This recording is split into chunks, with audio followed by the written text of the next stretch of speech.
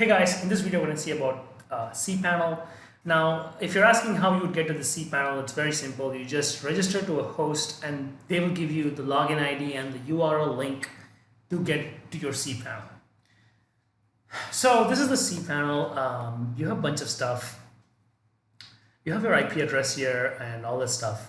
So mostly you want in the domain section. So one of the things you want to do is you want to come down below and select PHP. You want to choose the latest version of the PHP or at least 7.1 plus. So just go here, update it. And other things that you can look out for is you can add email accounts over here. You can add multiple email accounts depending on what hosting your package that you've taken. And you can add domains, new domains, old domains, or domains that you already have. You can also add subdomains, and everything can be done here.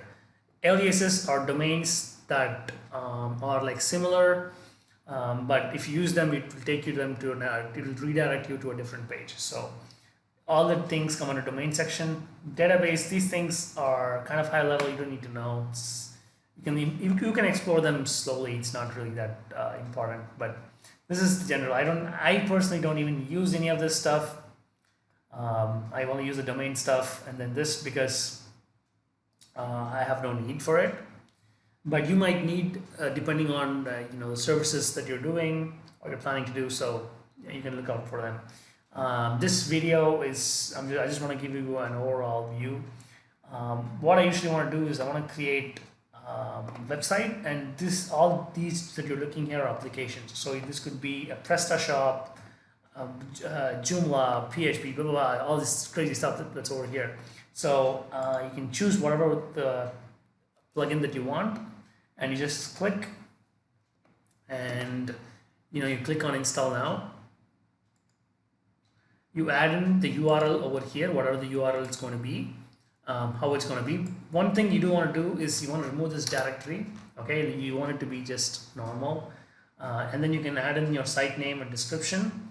The username and password, and the admin email address, the language, whether you want it as classical and all this general stuff, and advanced. You can set names for your databases. You can also make this so that it automatically upgrades. Keep yourself updated. You can also tick on these things so that your WordPress plugins are automatically updated, your themes are automatically updated.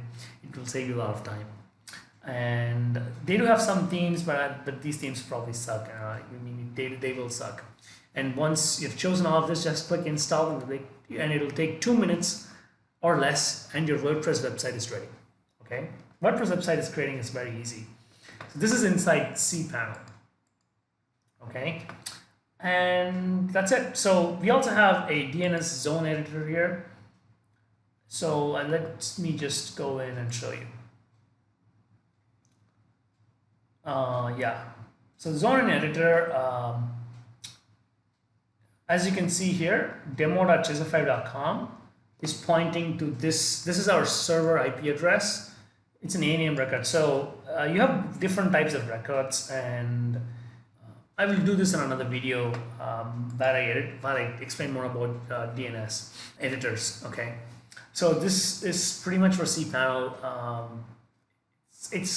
I don't use it much, but everything is self-explanatory. You can just go in. If you want to add SSL, you can go in and add SSL.